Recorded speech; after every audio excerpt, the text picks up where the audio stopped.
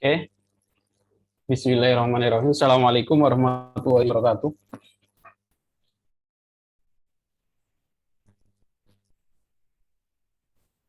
Oke, Alhamdulillah di malam hari ini kita masuk ke pertemuan ke-15, pertemuan terakhir.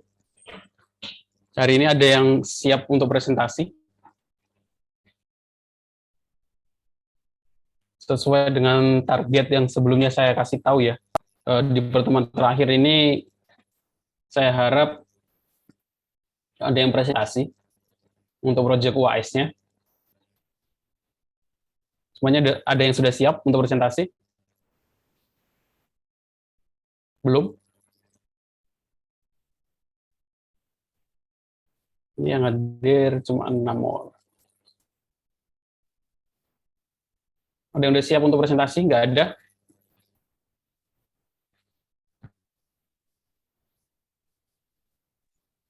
Belum, Pak. Belum ada. Oke. Terus semuanya yang ada di sini sudah bisa koneksinya sudah jalan, semua udah bisa connect ke PHP ya dari Oracle-nya. Apa masih ada yang punya kendala untuk koneksinya?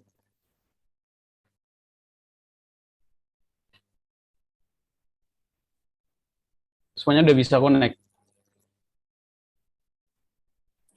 Udah, Pak. Alhamdulillah, sudah, Pak. Oke, tadi ada yang nanya belum bisa Bambang Priambodo. Orangnya nggak ada. Gimana? Mau dijelasin orangnya nggak ada.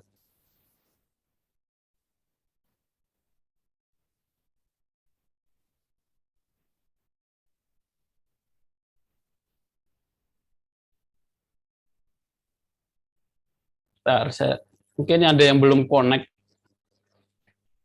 Saya harusnya sih, bentar. Yang diganti adalah php.ini. php.ini itu bisa dibuka dari sini. Config php.ini. Terus yang ditambahkan hanya ini saja. Extension php_oc8_11j.dll. Kalau sudah di save, terus tambahkan di sum php ext ya. PHP ini saja. Kalau saya perbesar, kalau diperbesar malah nggak jelas.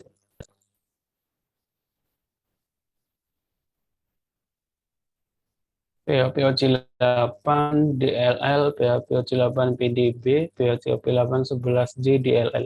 Ini saja sih yang ditambahkan. Harusnya kalau sudah PHP-OC19 ini opsional. Di restart harusnya udah bisa jalan. Ya itu saja. Untuk yang belum bisa connect, kalau saran saya kalau terjadi error dan lain sebagainya dimulai lagi dari awal ya, di uninstall aja misalnya. Oke. Sekarang kalau nggak ada yang presentasi hari ini, saya tambahkan materi tentang login di sistemnya. Tapi kalau nanti untuk project OS-nya opsional ya. Kalau ada loginnya sih lebih bagus. Oke, login dan logout.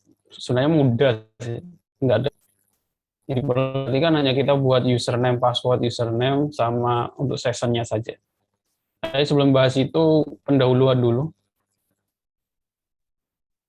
Pendahuluannya ini kemarin ada yang rame-rame. Ini gara-gara sistem informasinya atau sistemnya yang buat sistem itu kurang informatif gitu ya. Kurang informatif artinya apa? Kadang kalau kita buat sistem itu kurang jelas atau nggak kurang informasi, namanya sistem informasi tapi sistemnya nggak informatif.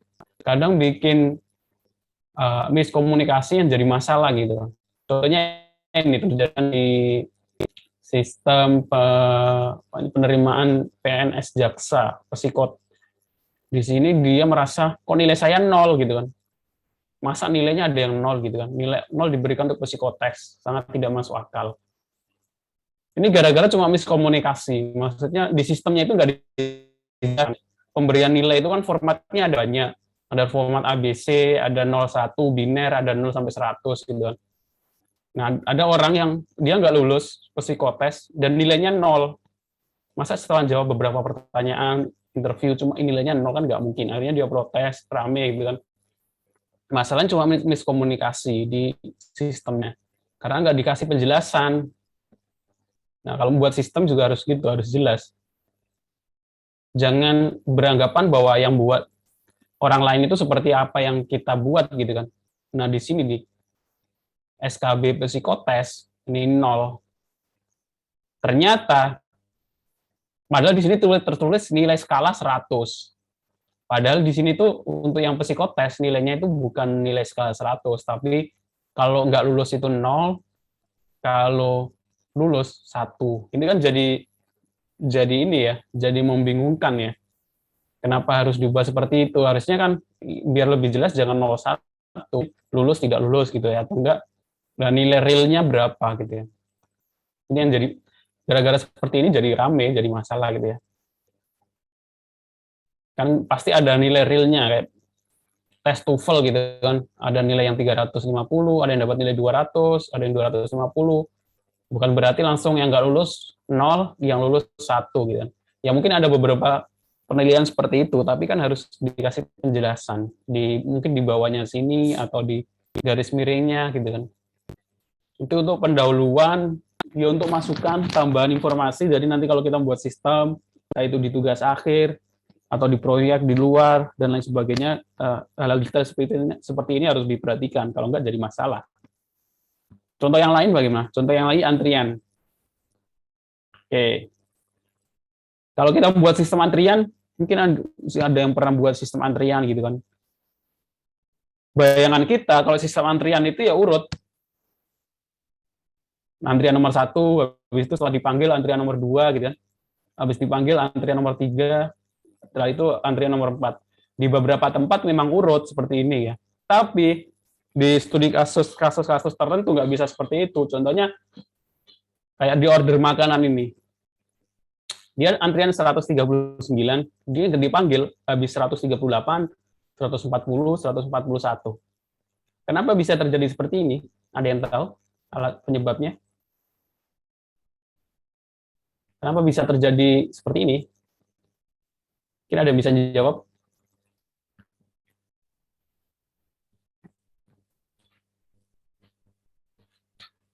Logikanya kan berurutan. Tapi di beberapa kasus itu nggak bisa berurutan seperti itu ya. Kalau di kasus seperti ini, order ya, makanan. Ya, order makanan itu kan tiap orang ordernya beda-beda. Ada yang cuma order air putih, ada yang order sate, ada yang order nasi goreng, kan prosesnya beda-beda. Otomatis selesainya juga beda-beda. Nah, ini yang jadi masalah. Di sini kurang informatif. Jadi 139 itu nggak dipanggil karena apa gitu kan. Dan di beberapa kasus seperti ini. Jadi kalau antriannya itu kan tiap orderan mungkin beda-beda. Mungkin yang 138 cuma mesen air putih kan langsung dituang jadi kan, langsung dipanggil. Tapi yang 139 order nasi goreng atau sate kan prosesnya lama. Terus 140 cuma order minuman langsung dituang jadi. Otomatis diloncatin. Nah, tapi sistemnya nggak ngasih tahu bahwa order 139 itu ada proses. Artinya di sini dikasih penjelasan. Prosesnya itu terjadinya tentang apa? Masih processing. Di sini sudah selesai gitu ya. Jadi orang nggak dipanggil itu nggak marah-marah gitu. Cuma gara-gara miskomunikasi. Contoh yang lain di antrian apa? Biasanya di antrian apotek gitu ya. Apotek, kan tiap orang resepnya beda-beda. Resep nomor 1 cuma obat sakit kepala jadi, resep nomor 2 harus diracik dulu kan. Nah itu kan lebih lama, otomatis nanti kan diloncatin, nomor 3 udah selesai. Kadang antrian nomor 3, nomor 4, nomor 5 udah selesai, udah diracik, ya otomatis nomor 2 yang proses harus racik dan lain sebagainya, obatnya mungkin lama jadinya. Kan ada beberapa obat yang harus diracik, maksudnya digerus, tipis, habis itu baru dimasukkan ke apa namanya wadah obat itu, tablet ya. Nah, seperti itu. Kita sebagai, nah itu gunanya observasi terus perancangan sistem ya di awal, dirancang, dipikirkan kemungkinan-kemungkinan yang terjadi itu mungkin nggak pada umumnya bisa, mungkin di tempat lain bisa terjadi, nggak terjadi di satu kasus mungkin bisa terjadi seperti ini. Itu untuk gambaran pendahuluan saja kalau membuat sistem, banyak hal yang perlu diperhatikan. Termasuk pembuatan login dan logout. Saya kira kalian sudah semester 7 kan sudah ngikutin mata kuliah yang lain yang bahas tentang proses pembuatan aplikasi, harusnya sudah sering dibahas. Apalagi dalam proses login dan logout. Dalam proses login dan logout itu termasuk yang basic yang penting karena di sini ada bagian security, keamanan dan lain sebagainya. Yang pertama, kita bisa buat login dan logout untuk membedakan apakah orang sudah login atau logout itu apa. Bagaimana membedakannya? Kalau dalam PHP itu menggunakan season. Harusnya sudah dipelajari di mata kuliah lain mungkin. Pemrograman web paling enggak. Pemrograman web kan otomatis ada season ya, entah itu pemrograman web menggunakan bahasa pemrograman PHP, Node.js, JavaScript, Python, otomatis ada season. Season itu ya sesi, untuk mengetahui apakah user itu sudah login atau belum. Jadi user yang belum login nggak bisa mengakses halaman-halaman yang butuh login. Ya. Halaman home, dashboard, edit, update itu kalau belum login kan harusnya nggak bisa diakses kalau sebelum login. Session merupakan data yang disimpan dalam suatu server yang dapat digunakan secara global di server tersebut. Contoh penggunaan session adalah ketika user telah login di halaman tertentu, maka ketika buka halaman lain, PHP akan mengingat bahwa user tersebut telah login. Nanti ada, kalau pengen rumit lagi, ada namanya single login ya. Single login, apa istilahnya? Single login gitu ya. Kalau di Instagram kayaknya seperti itu ya. Single login itu maksudnya apa? Kalau kita sudah login di komputer saya, terus saya buka HP, login lagi, yang di komputer itu akan ke logout gitu ya. Itu namanya single login. Itu untuk sesuatu. Kalau untuk lebih kompleks lagi, untuk lebih aman lagi kadang seperti itu. Single login. Jadi hanya boleh login di satu device. Itu ditambahkan lagi nanti kita harus menyimpan di database itu nama device-nya, waktunya, nama Google, nama ininya, apa namanya, cokinya dan lain sebagainya. Cokis ya. Belum nanti ada OTP untuk keamanan lebih lanjut, one time password ya, kadang dikirim lewat SMS atau bisa lewat email, SMS atau lewat WhatsApp. Itu juga harus dipelajari lagi kalau ingin buat sistem ya. Karena sekarang itu sudah hal yang wajib ya. Jarang kita menemukan login itu ya cuma username password kecuali kalau aplikasi-aplikasi nggak penting ya. Tapi kalau ada aplikasi yang berhubungan dengan uang, transaksi dan lain sebagainya pasti keamanannya lebih rumit ya. Tentu loginnya itu dibatas username passwordnya itu harus minimal 6 karakter, harus ada huruf besar, huruf kecil, huruf angka, karakter dan lain sebagainya. Sekarang saya bahas yang basic dulu, session. Cara kerja session bagaimana? Sama seperti kalau kita buat variabel, tapi kita harus mulai dulu dengan session start. Nah, untuk hapusnya, session destroy. Kemarin ada yang WA ke saya, katanya bisa login, tapi belum sempat buat logout. Padahal kalau buat logout itu sangat mudah, kita tinggal arahkan link menuju logout atau file apapun. Ya, isinya cuma session destroy, habis itu redirect, arahkan ke halaman login lagi. Nanti dia sessionnya akan hilang. Untuk logout harusnya lebih mudah. Nah, session bagaimana cara kerjanya? Sama seperti kalau kita buat variabel ya, tapi nama variabelnya kalau di PHP kan pakai $, nama variabel. Tapi kalau session ya sama, pakai $_session, variabelnya diikuti dengan kurung siku, nama variabel. Dan dari di sini session user namanya apa, session rule namanya apa, dan lain sebagainya. Cara menyetaknya ya sama, tinggal print atau echo. Tapi yang paling penting kita harus mulai dulu dengan session start. Kalau untuk membacanya, ya sama, tinggal kita sama seperti kita membaca variabel, sama seperti kita cetak variabel. Kita bakal nama variabel session, $_session, diikuti dengan nama variabelnya. Ya, harusnya hal seperti ini kan sama seperti kalau kita belajar bahasa pemrograman dasar semester 1 ya. Variabel biasanya diikuti dengan, kalau PHP ya kalau $, kalau Python ya variabel Python itu nggak ada ininya, cuma nama ya nama gitu aja. Terus kalau menghapusnya, ya kita bisa menggunakan destroy atau unset. Unset itu artinya kita hapus.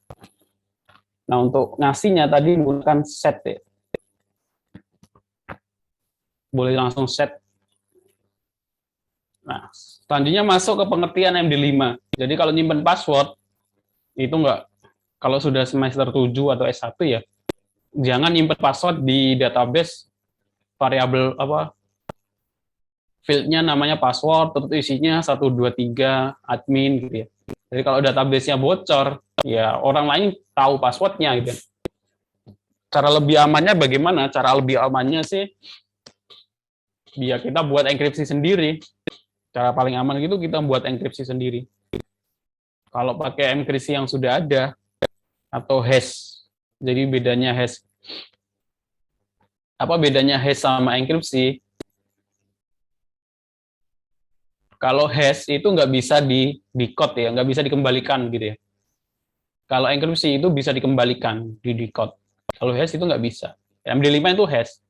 MD5 itu sudah ada di PHP, jadi kita tinggal panggil fungsi MD5. Jadi ketika kita yang disimpan di dalam database, jangan plain text-nya atau variabel password-nya, 123 dan lain sebagainya, disimpan adalah MD5. Jadi walaupun database itu bocor, password-nya tetap terenkripsi. Jadi orang harus dekripsi dulu untuk tahu password-nya.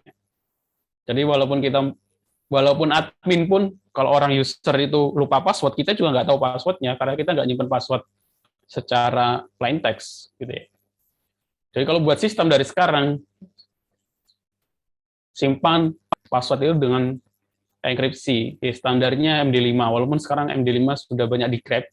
Decrypt-nya itu bukan dia bisa untuk mendecrypt, tapi contohnya MD5123 itu apa? MD5123 itu SSS gitu ya. Nah, SSS itu disimpan. Jadi ketika ada yang mau decrypt 123, oh dia MD5-nya SSS. Tapi nggak ada teori untuk cara mengembalikan dari 123 ke SSS gitu, nggak ada. Kalau di enkripsi ada teorinya. Nanti saya kasih contoh untuk enkripsi. Nah, istilahnya itu one way function atau enkripsi satu arah. Nah, Bitcoin, nah masuknya ke cryptocurrency, makanya sekarang lagi rame cryptocurrency. Kripto itu ya kriptografi. Maksudnya ya ini mengenkrip data. Currency itu mata uang. Jadi mata uang yang mengandalkan kriptografi. Kayak Bitcoin dan lain sebagainya itu sebenarnya adalah pengandalan dengan hash, mengandalkan fungsi hash ya. Jadi mining itu sebenarnya, makanya disebut blockchain. Blok itu adalah ya sebuah blok, kotak gitu. Chain itu rantai. Jadi gambarannya memang seperti ini, rantai. Jadi satu blok itu nanti ada transaksi, nama, dan lain sebagainya. Terus transaksi ya, miner itu menemukan jawaban dari hash-nya. Kalau ada orang yang berhasil menemukan jawaban dari hash-nya, dia akan berhasil untuk membuka blok baru. Nah, ketika dia berhasil membuka blok baru, dia mendapatkan reward, yaitu sebuah koin. Jadi seperti termasuk nanti ketika kita transfer dan membuat transaksi kan ada biaya. Biayanya itu diberikan kepada seorang miner yang berhasil untuk buat blok. Gitu ya. Sekarang lagi ramai blockchain, cryptocurrency. Kalau ada yang tertarik, silakan ya. Belum banyak yang bahas skripsi tentang itu.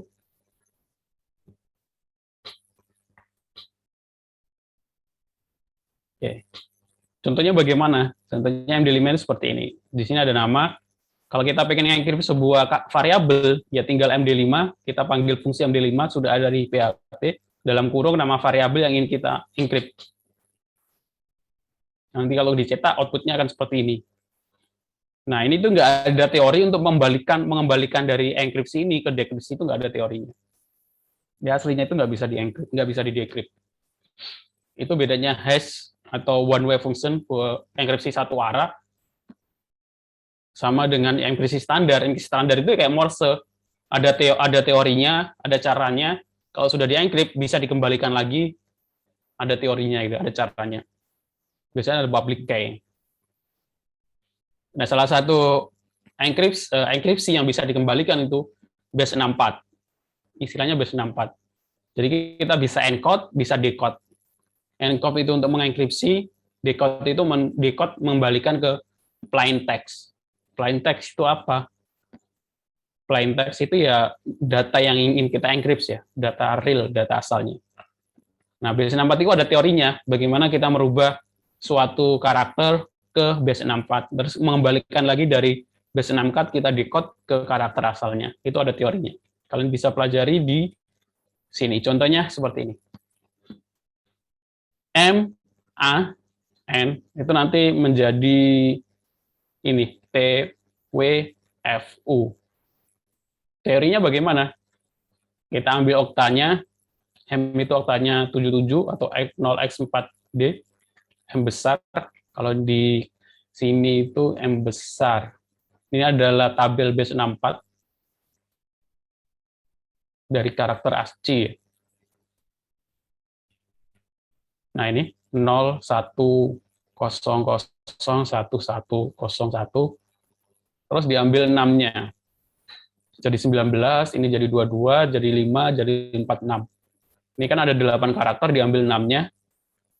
Itu menjadi 19, 22, 5, 46. Nah, 19 itu kita ambil lagi di tabel base 64 tadi. 19 itu apa? 4, W, F, U. Jadi, enkripsi dari MAN menggunakan base 64 itu akhirnya dari T, W, F, U. Nah, ini bisa dikembalikan lagi dengan teori yang tadi. Jadi ada teori untuk mengembalikannya. Bisa di-decrypt. Jadi kita bisa membuat program untuk decrypt base 64. Kalau MD5 itu nggak bisa di-decrypt. Nah, fungsinya apa base 64 itu? Biasanya kita gunakan untuk mengenkripsi URL. Kalau kalian searching di Google gitu kan, di website-website kan biasanya URL-nya yang belakang itu kan karakter nggak jelas gitu ya. Karakter nggak jelas itu sebenarnya informasi, entah itu nama browser, biasanya untuk masalah marketing ya, untuk mengetahui diakses lewat handphone atau lewat apa, dari daerah mana, itu kan kadang sistem membutuhkan untuk data send ya, untuk mengolah data mining, biasanya ditaruh di URL postnya, tapi di encrypt biar tidak bisa baca gitu ya. Kalau kita klik Google kan di pencarian biasanya di atasnya kan terenkripsi, jadi kita nggak tahu nanti foldernya di atasnya itu apa saja, variabel yang diambil itu apa aja. Contohnya seperti itu. Kalau di sini contohnya biasanya kalau kita post data kan biasanya ID sama dengan ID-nya berapa ya, entah itu 17, 1, itu sederhana nih. Contohnya di sini ID sama dengan 17. Nah ini biar nggak dibaca orang lain, nggak bisa dibaca orang lain, kita encrypt menggunakan base 64 encode, jadi menjadi MTC. Salah satu kegunaannya seperti itu, untuk enkripsi URL. Contoh encode di post, ya contohnya seperti ini. ID kita menggunakan, jadi base 64 itu sudah ada fungsinya, jadi kita tinggal panggil di PHP, kita nggak perlu buat fungsi baru. Base 64 encode, kita jadikan variabel ID baru. Jadi ini ID baru yang terencrypt, ini yang tidak terencrypt. Nah ini ID encode yang terencrypt, ini yang tidak terencrypt 17, ini yang tadi. Nah, untuk mengembalikannya dari MTC ini, kita tinggal panggil base 64 decode. Base 64 decode. Jadi untuk mengenkripsinya base 64 encode, untuk dekripsinya base 64 decode. Yaitu gambaran yang harus diperhatikan ya untuk masalah keamanan pembuatan sistem. Sekarang kita baru masuk ke pembuatan login ke sistem. Yang sudah saya buat di pertemuan-pertemuan selanjutnya, saya kemarin sudah buat halaman dashboard, koneksi PHP ke Oracle, diikuti dengan tampilan data master, data beras, pembeli, Terus data transaksi, saya lihat di transaksi itu masih ada yang nggak ngambil dari database ya. Jadi agak aneh kalau nggak ngambil dari database. Contohnya bagaimana? Contohnya di punya saya ini ya. Saya udah buat halaman login, masuk. Karena ini ada master pembeli, harusnya sih master ini belum ada foreign key, primary key.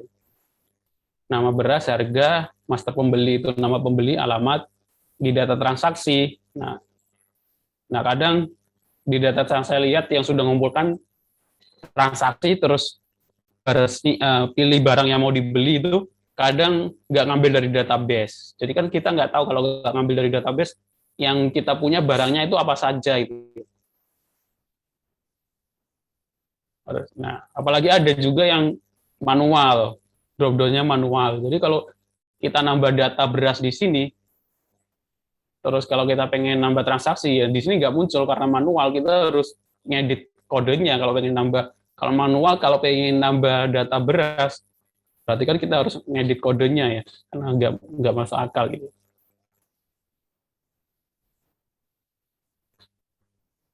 Jadi di transaksi itu kita ngambil dari data master, nama pembeli kita ambil dari data nama pembeli, jenis beras ya barangnya kita ngambil dari master data beras.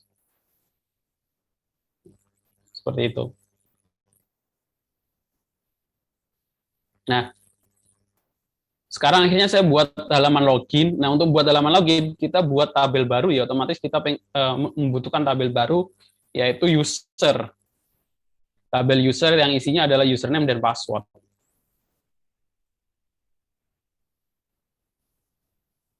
Kayak di user, username, password. Nah, ini saya simpan menjadi MD5.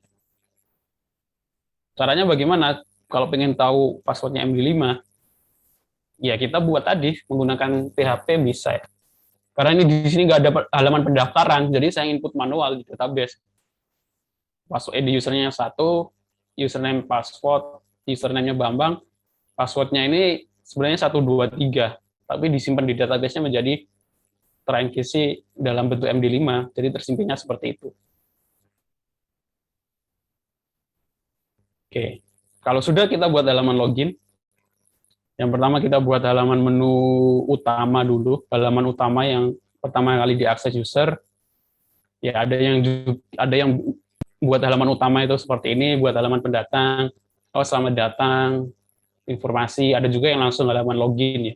Itu sesuai kebutuhan saja. Kalau ini saya buat halaman pertama dulu, habis itu baru kalau diklik masuk menuju ke halaman login. Baru masukkan username password. Kalau berhasil, nanti kita bisa menampilkan siapa yang login. Nah, ini kita ngambil dari sesi username yang login tadi.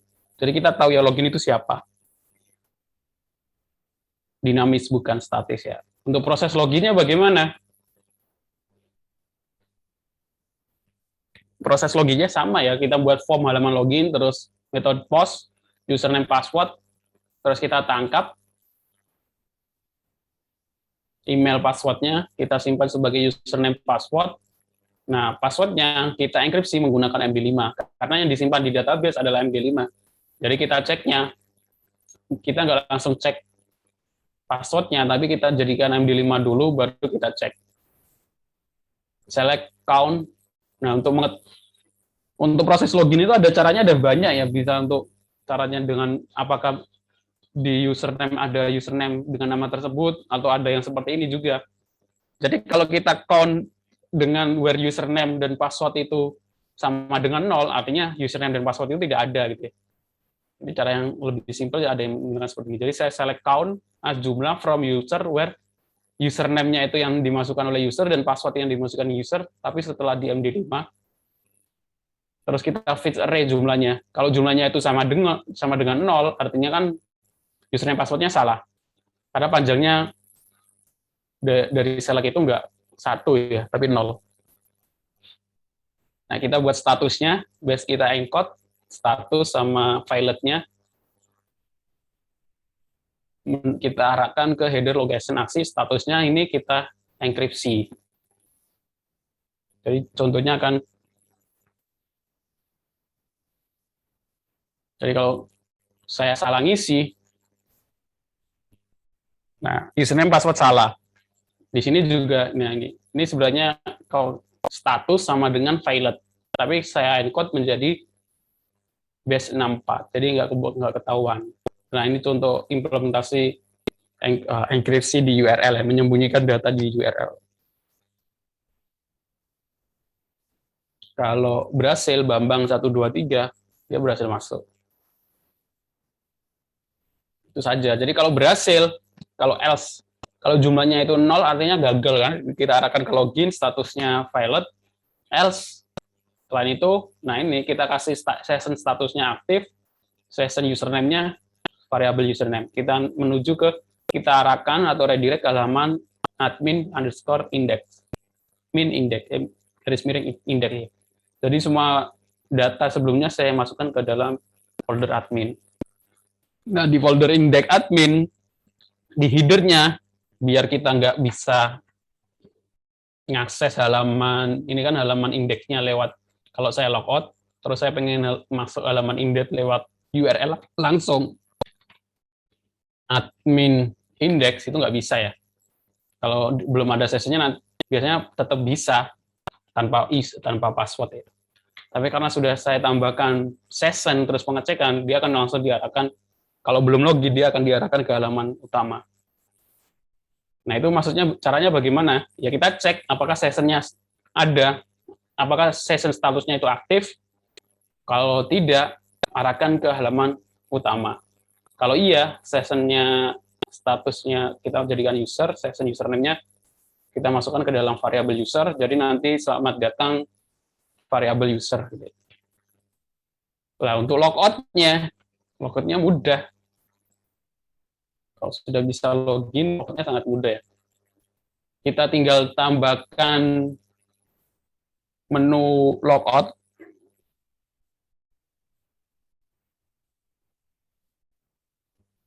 Kita tinggal tambahkan menu logout di bawah laporan ini, menuju ke logout.php. Nah, isinya logout.php itu apa? Ya, session destroy. Kalau saya klik logout, dia akan menuju logout.php, yang isinya adalah ini, cuma 3 baris, session destroy, session start, session destroy, terus kita arahkan ke index. Sudah, sessionnya sudah kehapus. Buktinya apa? Buktinya kalau saya masuk lewat halaman index lewat URL, dia tetap nggak bisa. Tapi kalau saya sudah login, terus saya close, terus saya buka lagi dari URL, ya, bisa karena sessionnya masih aktif. Tapi kalau seksinya sudah keluar, saya akses lewat URL tetap nggak bisa. Oke, sampai sini ada yang mau ditanyakan?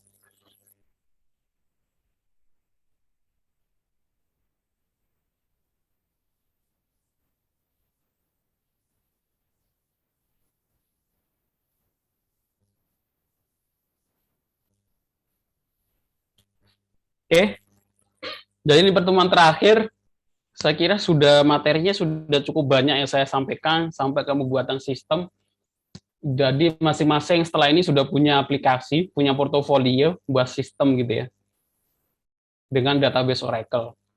Dan disiapkan project UAS-nya dari pembuatan videonya, terus sistemnya, termasuk juga tugas setelah UTS, tugas 5, 6, dan 7, silakan dikumpulkan minimal sebelum UAS, yaitu UAS-nya Jumat depan tanggal 14 ya. Oke, ada yang mau ditanyakan? Tidak ada, Pak.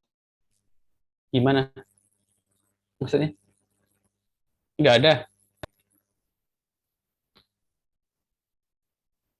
Soal UAS-nya kan sudah saya upload dari minggu ke minggu kemarin ya, jadi harusnya sudah ada persiapan. Jadi minimal udah ada koneksi, halaman dashboard, ada trigger, sama ada view, insert update delete, buat transaksi, laporan. Minimalnya itu. Boleh tambahkan login sama logout. Nah, kalau buat sistem yang real, masih banyak yang harus ditambahkan ya, entah itu registrasi, forgot password, login lewat sosial media, entah itu login lewat Gmail, login lewat Facebook, login lewat Twitter, terus ada OTP, one time password, lewat kirim SMS, lewat kirim email, dan lain sebagainya. Kalian harus pelajari lagi. Kalau nggak dibahas di perkuliahan bukan berarti nggak penting, ya cukup tetap penting. Tapi nanti alasannya bukan berarti nggak dibahas di perkuliahan. Ya, perkuliahan kalau semuanya harus dibahas nggak cukup, waktunya semester cuma 15 pertemuan. Belum nanti ada UAS UTS ya. Ini aja yang basic-basic aja, kalian masih waktunya dikit ya. Jadi perkuliahan itu mungkin hanya 20-30% dari apa yang kalian butuhkan untuk menjadi seorang ya apa ya minimal yang dibutuhkan jadi ini ya kompetensinya gitu ya. 80-70%-nya kalian kembangkan sendiri. Perkuliahan itu untuk menemukan channel, nambah wawasan, dikasih materi apa, tahu arahnya gitu kan, yang harus dibahas itu apa, yang harus dipelajari itu apa, seperti itu. Oke. Ini pertemuan terakhir. Minggu depan project UAS-nya kemungkinan kalau ada yang belum selesai project UAS-nya, bukan berarti UAS-nya udah selesai, nanti akan saya hubungi untuk saya selesaikan. Saya minta untuk diselesaikan, karena masih ada tanggal 31 kalau nggak salah ya, 31 itu UAS susulan. Jadi kalau nanti belum selesai di UAS, ya silakan ikut UAS susulan untuk menyelesaikan. Jadi harus selesai, targetnya itu harus selesai dan bisa, bukan harus bukan mengumpulkan, targetnya itu bukan mengumpulkan UAS, targetnya itu harus selesai. Oke, seperti itu ya. Kalau nggak ada yang ditanyakan, saya akhiri perkuliahan kita hari ini. Saya mohon maaf kalau ada salah-salah kata selama 1 semester. Jadi nanti kalau setelah perkuliahan, kalau ada yang mau ditanyakan, silakan tanya. Entah itu masalah skripsi atau masalah yang lain, nggak apa-apa. Oke. Terima kasih untuk yang sudah datang. Saya akhiri. Assalamualaikum warahmatullahi wabarakatuh. Waalaikumsalam warahmatullahi wabarakatuh. Terima kasih, Pak.